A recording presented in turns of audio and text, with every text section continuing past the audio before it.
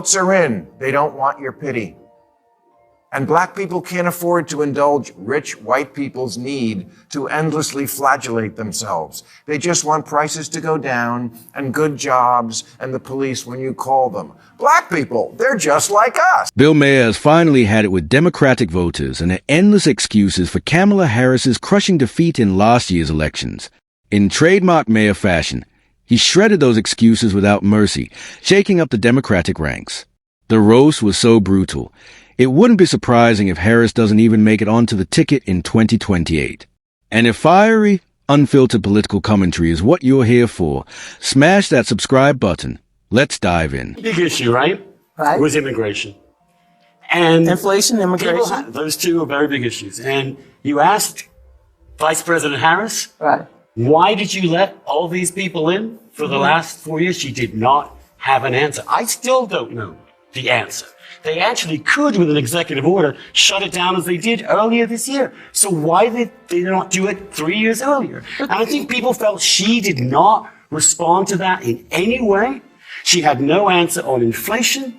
And she also seemed to represent that whole woke zone that people are sick to death of. And I think those three did it. The guest set the tone immediately with a blistering critique of Kamala Harris's record. He slammed her for the southern border fiasco, calling it a complete failure of leadership and accountability. Then he ripped into her ties with the woke elite, accusing her of pushing policies that alienated everyday Americans.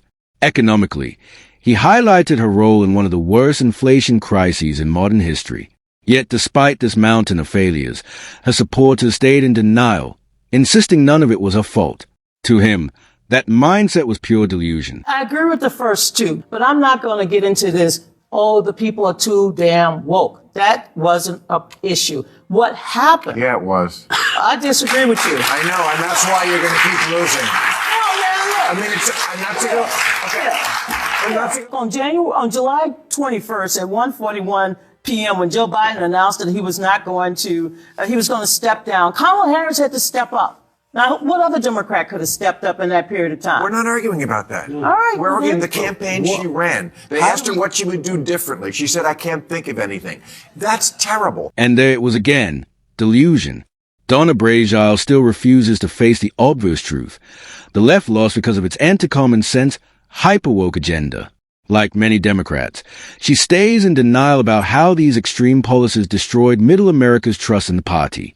Pandering, identity politics, and cultural overreach didn't energize voters. It drove them away in droves. Maher wasted no time reminding her that unless Democrats admit their woke policies fuel their defeat, they'll keep repeating the same mistakes while middle America keeps shutting them out.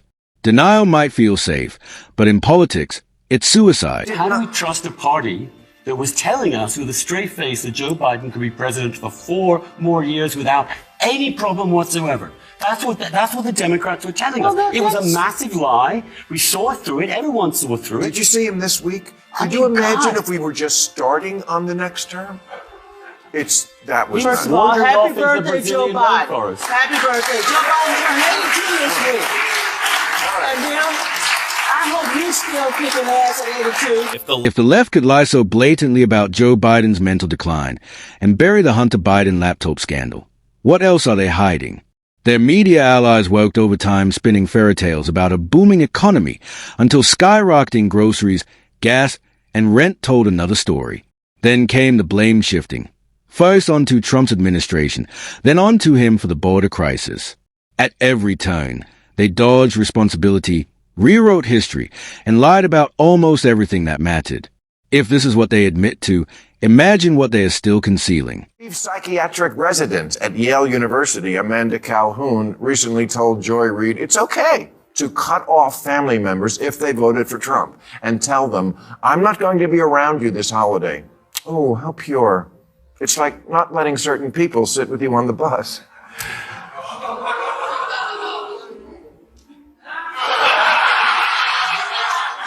She also said that it shouldn't be automatic that family members think they're entitled to your time. She said that's just a societal norm. Family. Who do they think they are? Family? I mean, Think about that. A mental health professional advising people to isolate during the holidays. And don't forget to drink too much and put on weight. That's how far off the rails the left has gone. Their obsession with woke dogma didn't just spark debate. It split the nation in half. They couldn't handle the idea that others might disagree.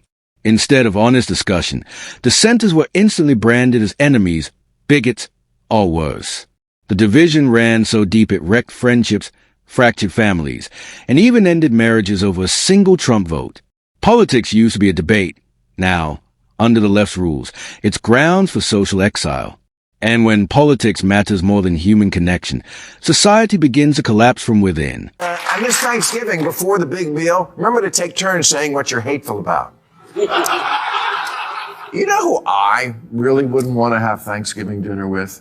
This overly educated, i.e. extremely stupid, ivory tower academic. But I would, because if we ever want this nation to heal, this is what we have to do. Force ourselves to reach out and find out why someone feels the way they do and make the choices they make without prejudging them. Maher is right.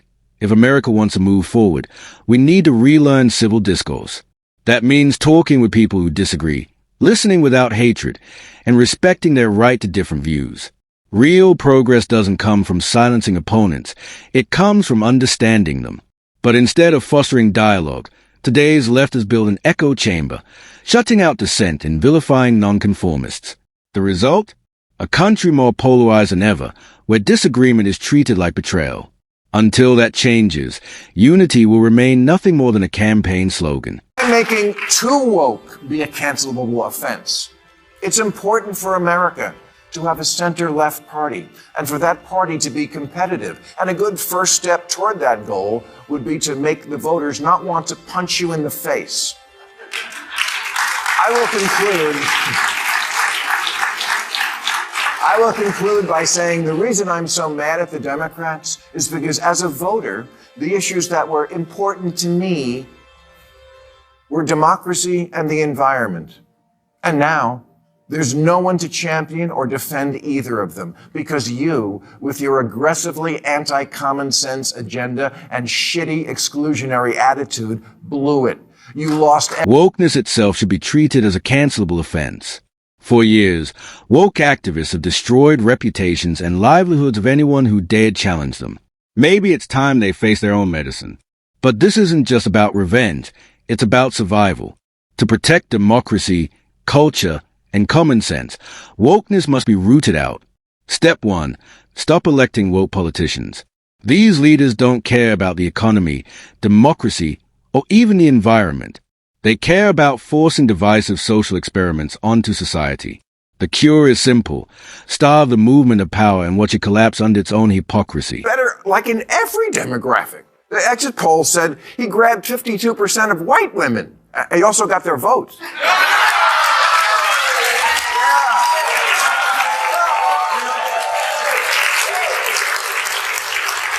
Yeah. We're going to keep doing jokes here, okay? Trump won because his policies were grounded in reality. He wasn't trapped in an ideological bubble. He listened, understood, and spoke the language of working-class Americans. Whether it was jobs, borders, or security, his message resonated because people knew exactly where he stood. They didn't just vote for him. They rallied behind him. In contrast, Kamala Harris is disconnected, buried in elitist talking points, and out of touch with everyday struggles. Voters still don't know what she truly stands for, and that disconnect is why she keeps losing ground.